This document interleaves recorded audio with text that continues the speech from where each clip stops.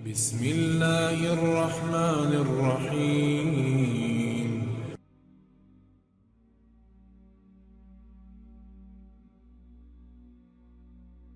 فرشتے نورانی مخلوق ہیں جنہیں ان کی اصلی شکل و صورت میں دیکھنا انبیاء کرام علیہ الصلاۃ والسلام کے علاوہ کسی اور کے لیے ممکن نہیں، اور یہی وجہ ہے کہ ہمارے ارد گرد لاتعداد فرشتے اپنے کاموں میں مصروف ہیں، مگر ہمیں وہ دکھائی نہیں دیتے۔ اگر وہ انسانی شکل اختیار کر کے ہمارے سامنے آئیں تو پھر انہیں دیکھنا ممکن ہے۔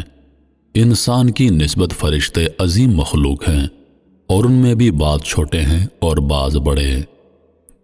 فرشتوں کے پر، فرشتوں میں بعض کے 2 پر ہیں اور بعض کے 600 پر۔ قرآن کریم میں اللہ پاک کا ارشاد پاک ہے، اللہ تعالیٰ ہی کے لیے تمام تعریفیں ہیں جو ابتدا آسمانوں اور زمین کا پیدا کرنے والا ہے، اور 2 3 4 پروں والے فرشتوں کا اپنا قاصد پیغمبر بنانے والا ہے۔ بعض روایات کے مطابق جبریل امین علیہ السلام کے 600 پر دیکھے گئے ہیں، اور ہر پر نے آسمان کو گھیر رکھا تھا۔ ان کے پروں سے مختلف رنگ اور قیمتی موتی بکھر رہے تھے۔ فرشتوں کے قد و قامت، وہ فرشتے جنہوں نے عرش اٹھا رکھا ہے ان کے قد و قامت کے بارے میں حضور نبی کریم صلی اللہ علیہ وآلہ وسلم کا فرمان ہے، مجھے ان میں سے ایک فرشتے کی قد و قامت بیان کرنے کی یہ اجازت ملی ہے، اور اس کا وجود کتنا بڑا ہے اس کا اندازہ اس بات سے کیا جا سکتا ہے کہ اس کے کان کی لوح سے کندھے تک کا درمیانی حصہ اتنا لمبا ہے جتنی 700 سال کی مسافت۔ ایک دوسری حدیث میں سیدنا انس رضی اللہ عنہ سے مروی ہے کہ حضور نبی کریم صلی اللہ علیہ وآلہ وسلم نے ارشاد فرمایا، عرش کو اٹھانے والے فرشتوں میں سے ایک فرشتے کے بارے میں مجھے یہ بتانے کی اجازت دی گئی ہے، اس کے پاؤں سب سے نچلی 7ویں زمین میں ہیں، اور اس کے کندھوں پر عرش ہے، اور اس کے دونوں کانوں کی اور کندھوں کے درمیان اتنی دوری ہے کہ اسے طے کرنے کے لیے پرندے کو 700 سال کی پرواز چاہیے۔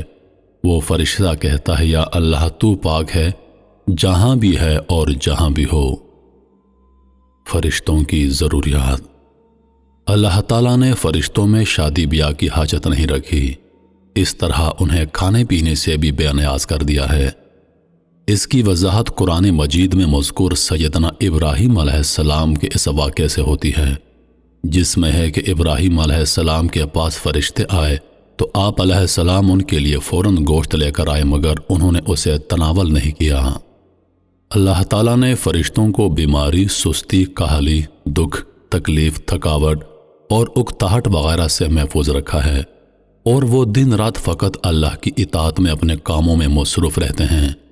قرآن مجید میں ہے، آسمانوں اور زمین میں جو کچھ ہے اسی اللہ کا ہے، اور جو کچھ اس کے پاس فرشتے ہیں وہ اس کی عبادت سے نہ سرکشی کرتے ہیں اور نہ تھکتے ہیں۔ وہ دن رات اللہ کی تسبیح بیان کرتے ہیں اور ذرا سی بھی سستی نہیں کرتے۔ محترم عزیز دوستو، آرام اور نیند تھکاوٹ کو دور کرنے کے لیے ہوتی ہے، اور جب یہ واضح ہو گیا کہ فرشتے نہ تھکتے ہیں اور نہ سست پڑتے ہیں تو پھر ان کے لیے نیند اور آرام کی کوئی ضرورت باقی نہیں رہ جاتی۔ فرشتے تقریباً عام طور پر آسمانوں میں رہتے ہیں اور اللہ کے حکم سے مختلف کاموں کے لیے زمین پر اترتے ہیں اور پھر واپس آسمان پر چلے جاتے ہیں۔ قرآن مجید میں ایک اور مقام پر خود فرشتوں کی یہ بات مذکور ہے، ہم تیرے رب کے حکم کے بغیر نہیں اترتے۔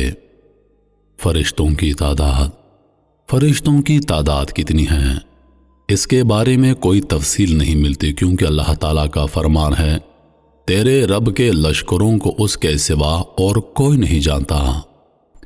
بعض احادیث سے معلوم ہوتا ہے کہ فرشتوں کی تعداد بہت زیادہ ہے، بلکہ اندازہ ہوتا ہے کہ انسانوں اور جنوں سے بھی ان کی تعداد زیادہ ہے۔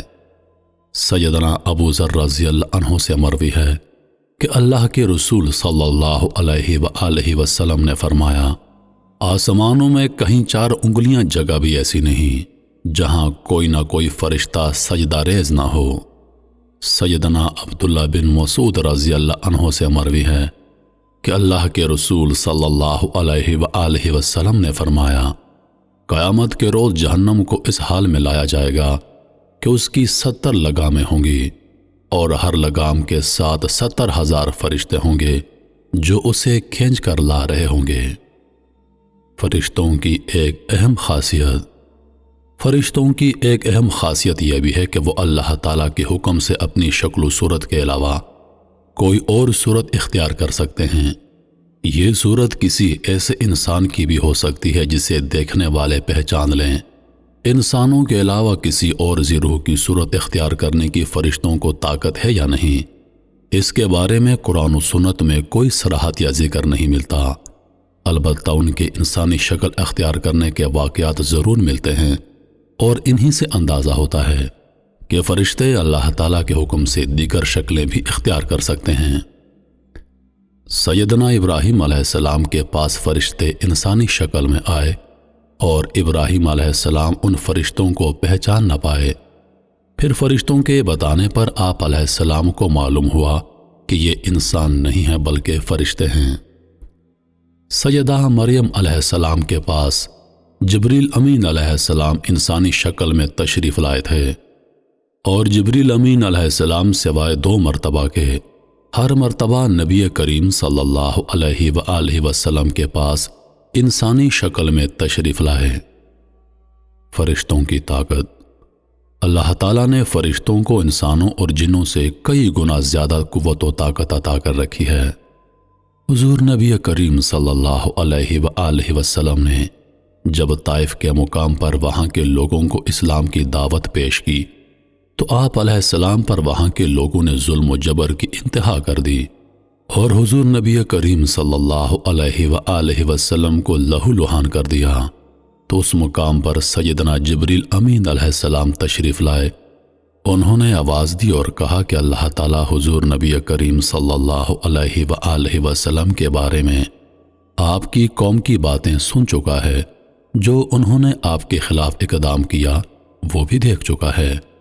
آپ کے پاس اللہ تعالیٰ نے پہاڑوں کا فرشتہ بھیجا ہے، آپ ان لوگوں کے بارے میں جو چاہیں اس فرشتے کو حکم دیں۔ اس کے بعد پہاڑوں کا فرشتہ مخاطب ہوا۔ اس نے حضور نبی کریم صلی اللہ علیہ وآلہ وسلم کو سلام کیا اور عرض کی، اے اللہ کے رسول، آپ جو حکم دیں گے میں اس کی تعمیل کروں گا۔ اگر آپ چاہیں تو میں دونوں طرف کے پہاڑوں کو ان پر لا کر ملا دوں جن سے یہ پس جائیں۔ اس طرح جبریل امین علیہ السلام کی قوت و طاقت کے بارے میں قرآن مجید میں ہے۔ انہیں حضور نبی کریم صلی اللہ علیہ وآلہ وسلم کو زبردست طاقت والے فرشتے نے سکھایا ہے جو زور آور ہے۔ فرشتوں کا نظام و ضبط۔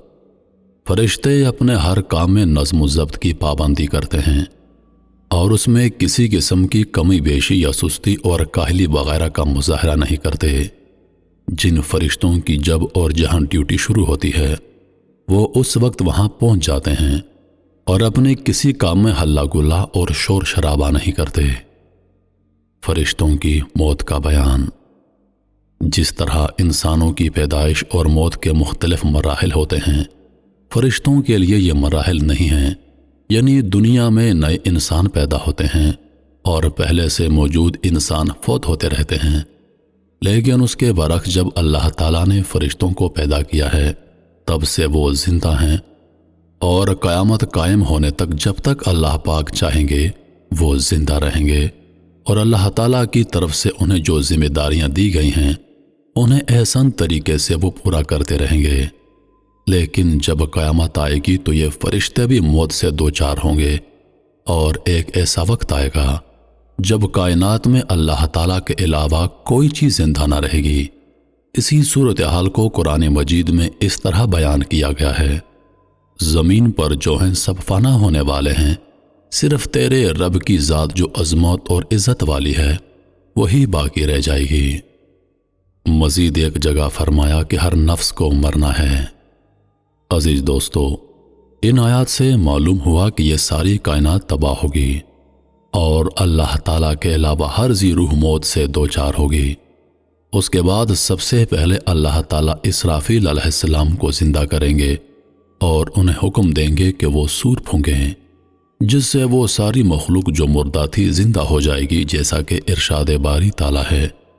پھر دوبارہ سور پھونکا جائے گا، پس وہ سب کھڑے ہو کر دیکھنے لگ جائیں گے۔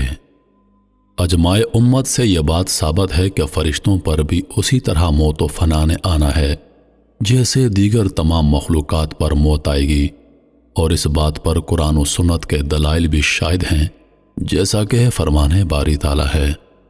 اس ذات باری کے علاوہ ہر چیز نے فنا ہونا ہے، جس میں فرشتے بھی شامل ہیں۔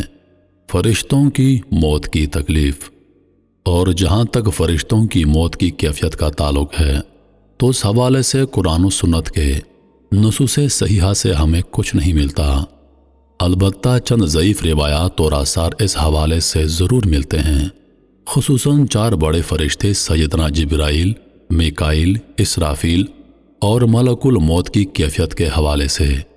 لیکن یہاں یہ بات اچھی طرح سمجھ لینا چاہیے کہ یہ مسئلہ غیبی معاملات سے تعلق رکھتا ہے، اور غیبی امور سے متعلق کچھ بھی اس وقت تک بیان نہیں کیا جا سکتا جب تک کہ اس کا ثبوت قرآن کریم یا صحیح حدیث سے نہیں ملتا۔ قرآن و سنت کے ظاہری آثار سے یہ بات سمجھ میں آتی ہے کہ تمام فرشتوں کی ارواح کو ملک الموت ہی قبض کریں گے، اور ملک الموت بغیر کسی فرشتے کے روح کے قبض کیے فوت کیے جائیں گے۔